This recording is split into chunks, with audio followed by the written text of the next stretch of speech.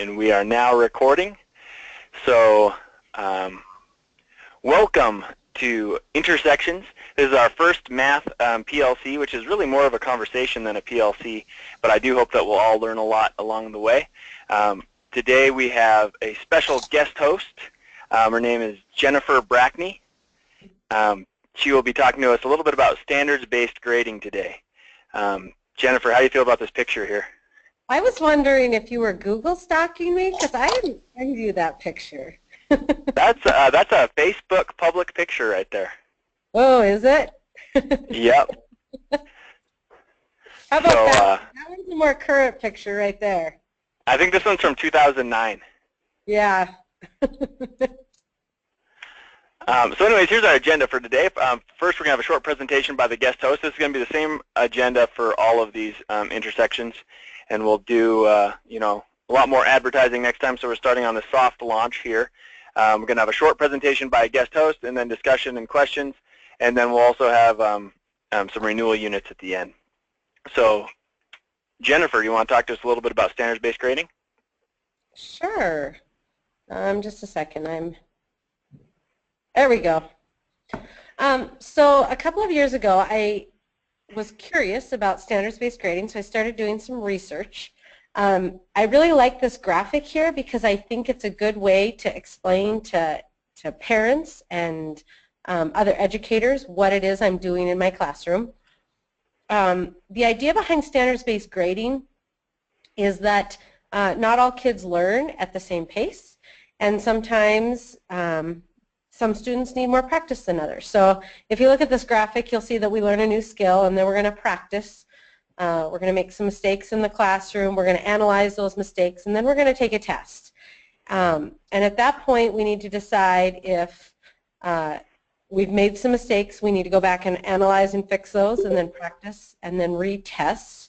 And we do that to whatever level is necessary for my students to really master whatever it is I'm asking them to do.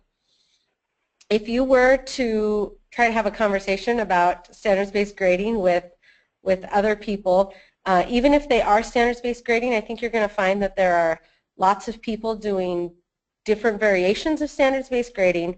So as we have this conversation, if you have a differing opinion from mine, we definitely want to have those conversations, because I think that lots of people maybe do it a little differently. This is just my interpretation and how I've made it work in my classroom. So you can go to the next slide. So in 2014, I went to the National NCTM conference and listened to Dan Meyer speak. The whole video is about an hour long. But he talks specifically about standards-based grading around minute 45. So if you haven't had a chance to see that presentation of his, the link is there. We could probably add that over maybe in the chat bar if you would be willing to do that for us, Jake. Jot that down if you're interested in going to watch it. It's a pretty entertaining hour, and he does do a really nice job explaining why we need to use standards-based grading in our classroom.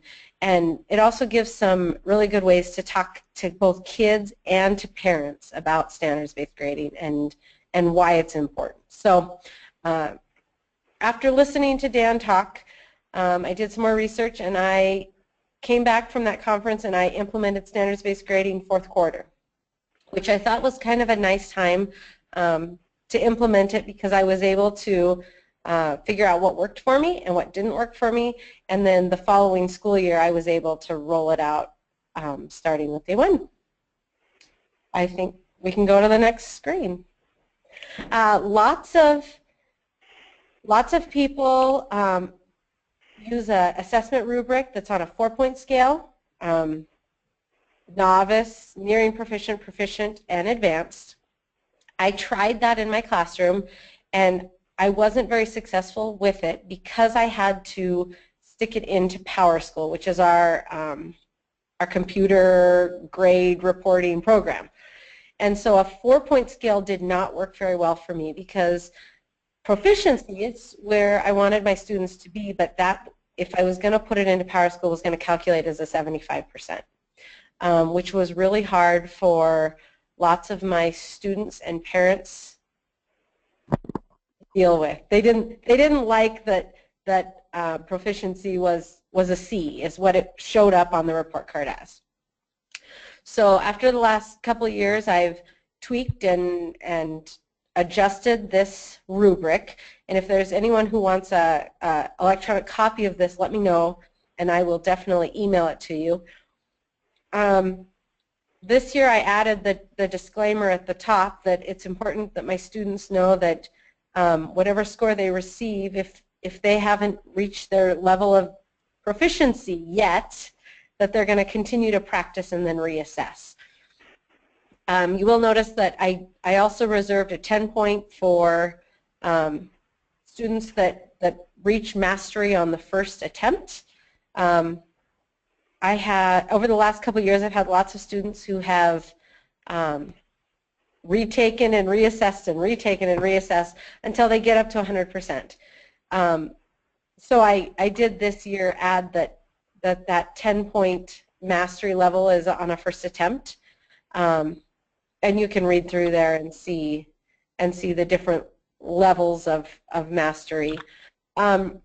So when I standard 3rd grade, nothing in my classroom as far as homework or practice goes into the grade book.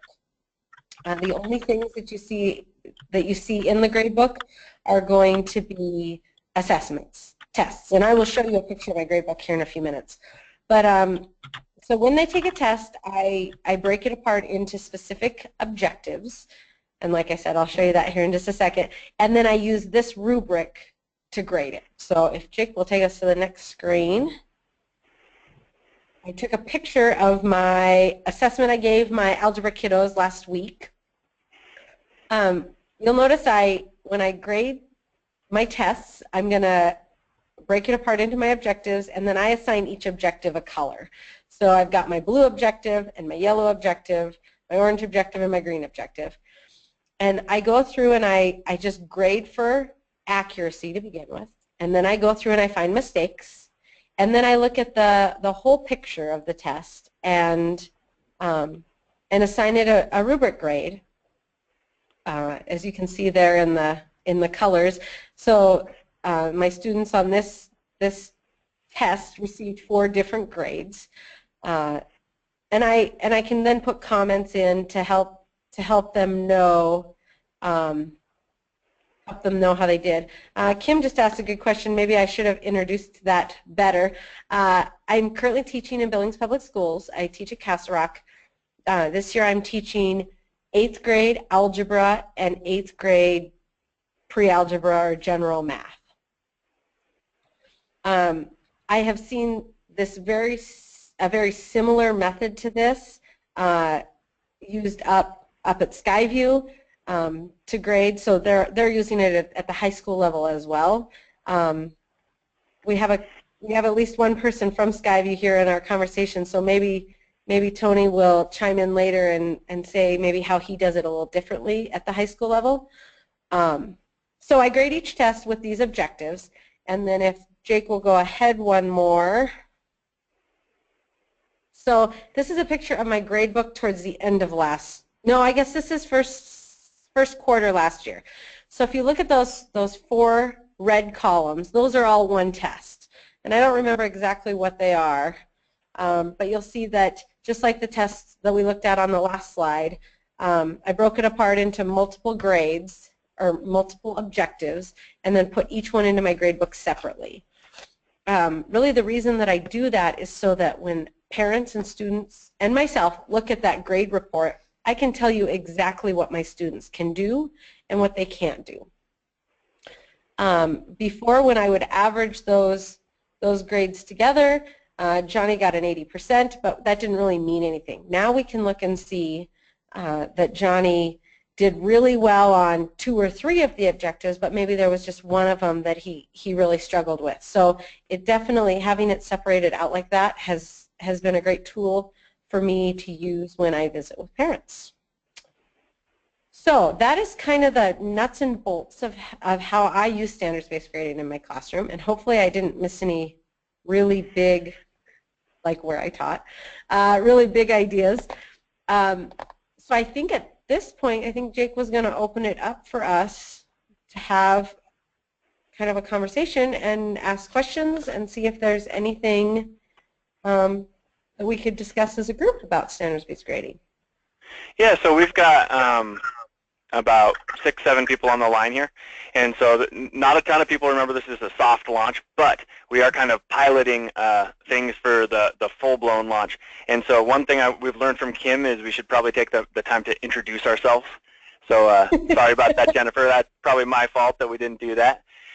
And what I wanted to do was actually have a Google Doc that people could comment in and ask our host here, Jennifer, any questions they have about standards-based grading. And with 6 people, this might be a little bit overkill, but I think especially once this thing starts growing, it's going to be necessary. So I'm going to post this link into the chat. Oops, I guess I just posted it twice. And if you guys would click on that link, that'll open up the Google Docs. And then there'll be 3 spots here. So questions, tips, and comments. And that way, you know, if we had 20, 30 people in here, if everyone tried to talk, it's going to be very, very hard to hear anyone speak. But this way, you can type in a question, and then Jennifer can react to them, and we can give each other tips, give each other comments, and stuff like that. So everybody open this thing up, and if you have questions or tips and comments, go ahead and throw them in there now. Jake, that's actually a read-only document right now. Oh my goodness gracious. Let's see here. Anyone can edit. How's that? I think, there we go. Thank you for noticing that. Tony said, can we just type in that chat window? We could totally do that probably with our small group here, but yeah. In the past I found that sometimes it's hard to follow everything that's going on there in that chat window. So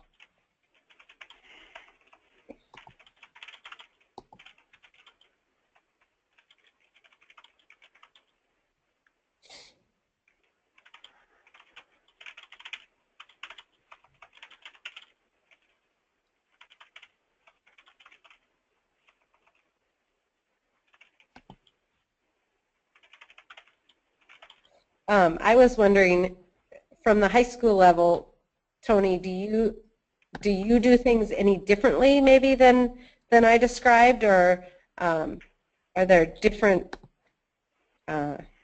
techniques or different changes you had to make at the high school level, or are you doing something pretty similar to what I've got going on?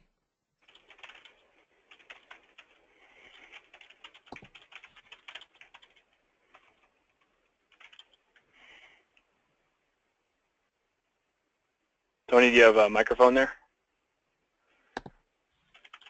I know Tony is my dad, and I think he was going to go get my kids at some point here, so he may not actually be live with us.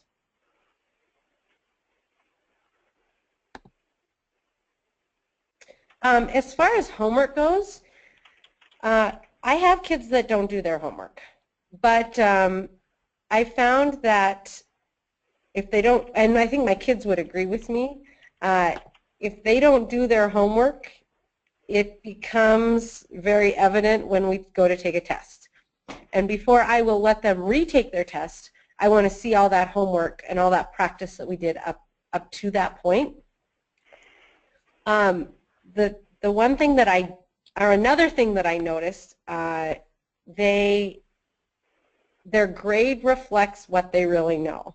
In the past, when I was grading homework and putting it in the computer, a real nice kid that works really hard and does their homework every day might have an A or a B, but when you looked at their tests, probably not an a B or a C.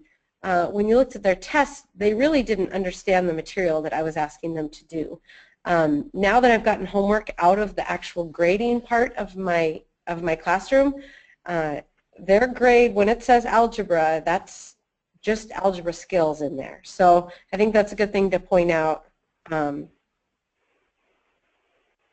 A good thing to point out there in your tips, Jake, is homework becomes a different conversation in my classroom. We talk about it being practice and how it's important to do that practice, or we won't do very well when it comes to the test. Yeah, Tony's saying that the document's still not shared. Should we just move to the chat box and we'll figure out the Google Doc in the next intersections. So Tony, you just want to, I guess you don't have a microphone, Tony? Is that the issue? You can't, or maybe don't want to talk? You can either talk, Tony, or else you can type in the chat box.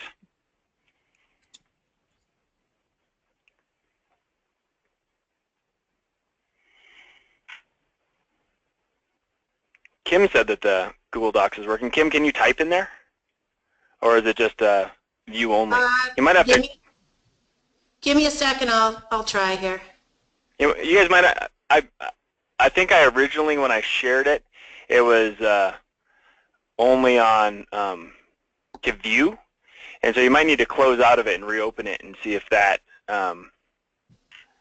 helps out. When I refreshed it, it worked. Oh, so just clicking refresh is probably a good thing. Okay, so I really like what you're... Go ahead, sorry. I really like what you're saying about homework being like the practice, like actually a tool to build the skills instead of just a grade. Because you don't know if kids are copying off each other, if they're getting help from someone else, and by making it, especially if you have a large portion of the grade, it kind of turns into I'm doing this because I want an A, instead of I'm doing this because I want to learn the material, and in my classroom I want the kids to want to learn. So I'm really, really interested in the standards-based grading thing. Looks like some people are able to type now, so this is kind of exciting.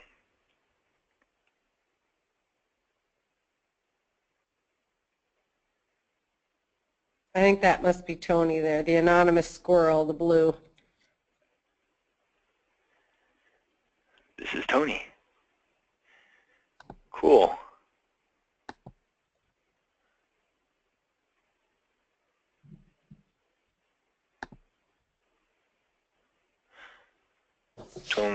Tony only uses it with Algebra 1.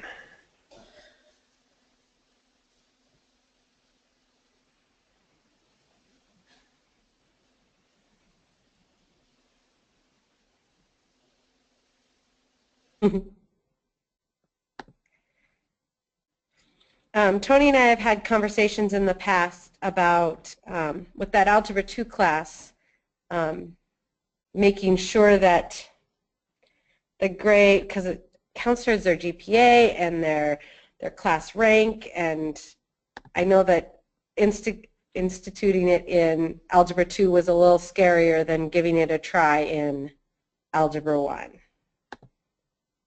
Right? Is that... I feel like I'm speaking for you.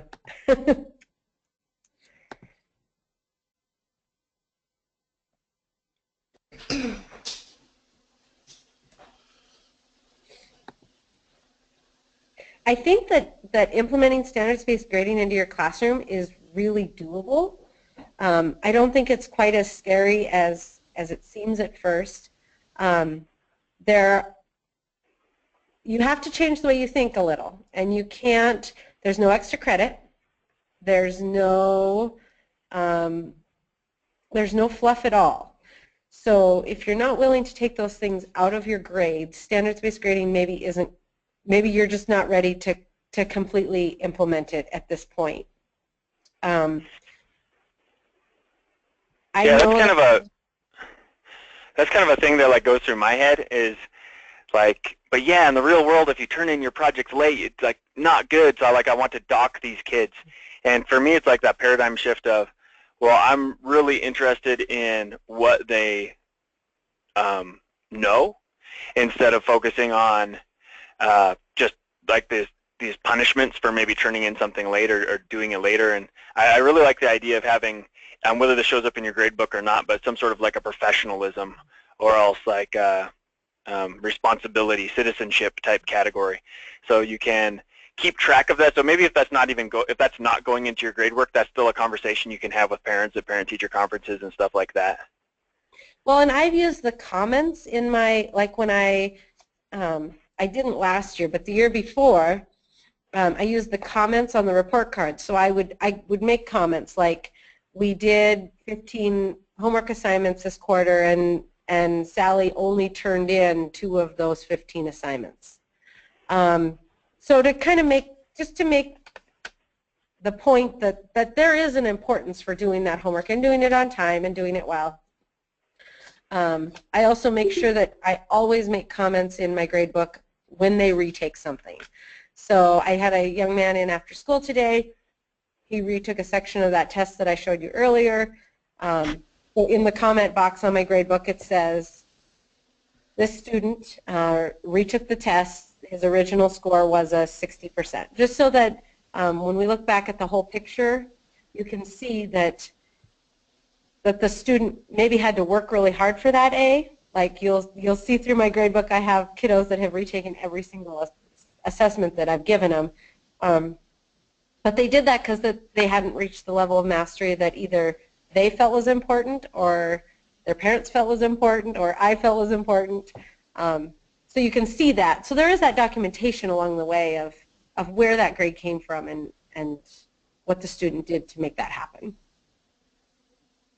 Yeah, maybe you already answered this, but how long will you let them retake, or how many opportunities do they get to retake? When we have an assessment, they can retake it up until the end of the grading period. I have that point where I can't change the grade anymore because my grade book shuts me out. So I leave it open until the end of the quarter. I also make sure that if I give a test within the last 10 days or so of a quarter, I push it into the next quarter.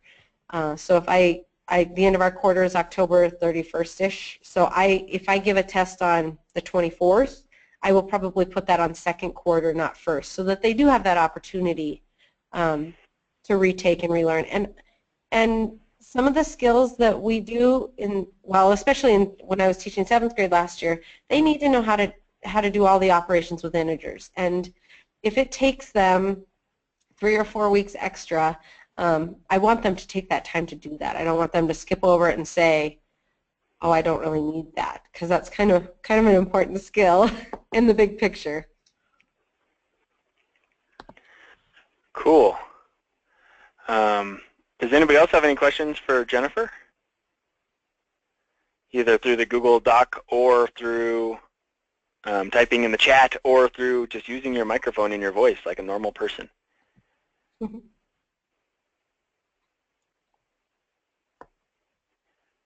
And so I actually, when I was first planning this event, I was trying to think of, what should we talk about, and I heard Jennifer talk about this at Montana Math Meet, which was put on by MCTM, which was awesome. So if you're not a member of MCTM, I highly encourage you to join up and make it to the trivia night during MEA MFT, and go to Montana Math Meet in the summer. But I really like this topic. But before this, I was actually just thinking about homework. As a teacher, I oftentimes assigned a lot of homework, and I spent many, many hours grading homework, and just it really bogged me down, both in my creativity and just my time that I had in dealing with students and dealing with parents. Do any of you guys have any tips on like how you deal with homework, standards-based grading or no?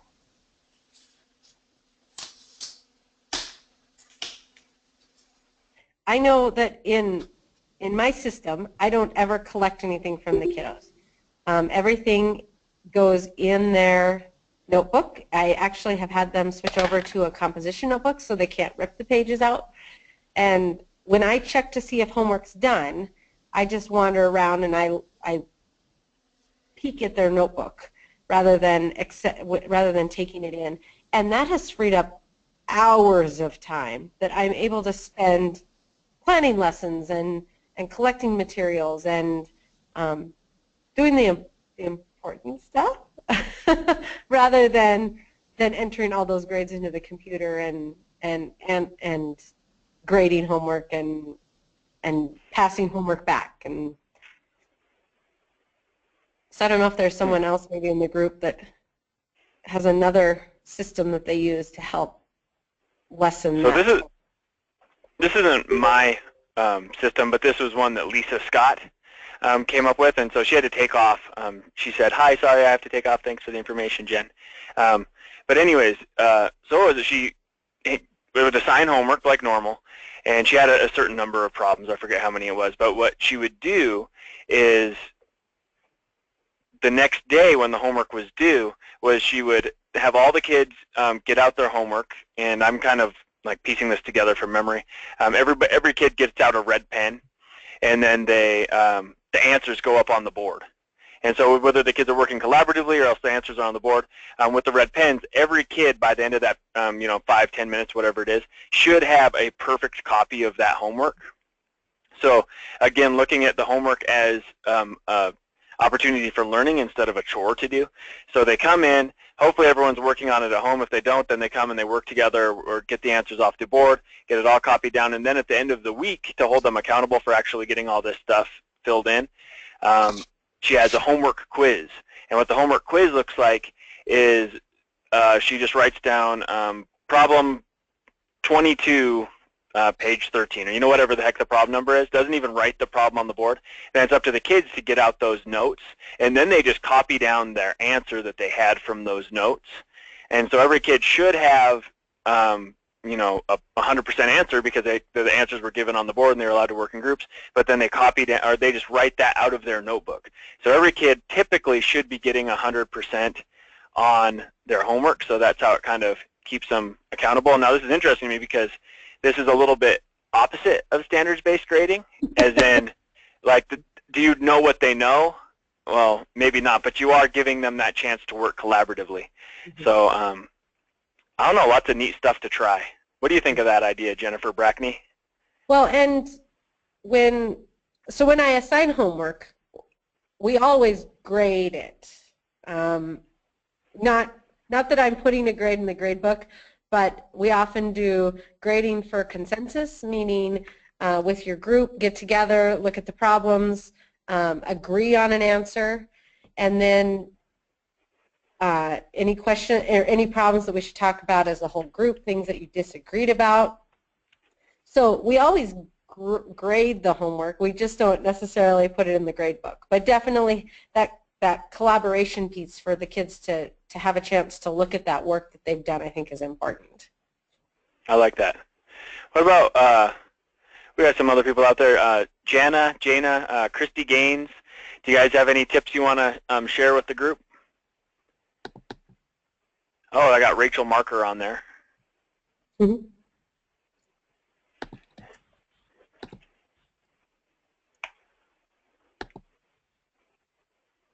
So this is a bit of a test. I got in late and didn't get a chance to check my microphone or anything, but can you hear me?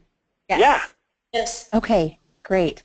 So I'm coming at this from a K2 perspective, and I guess my process is that I quit sending homework for second graders.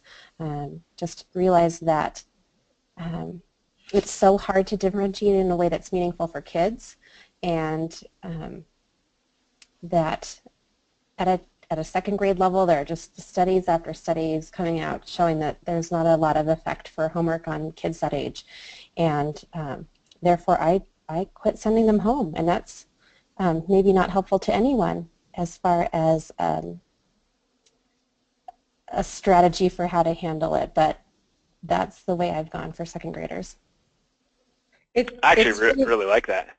I meant to say this earlier, but if you ever want to see a master of standards-based grading, you look in a K2 classroom.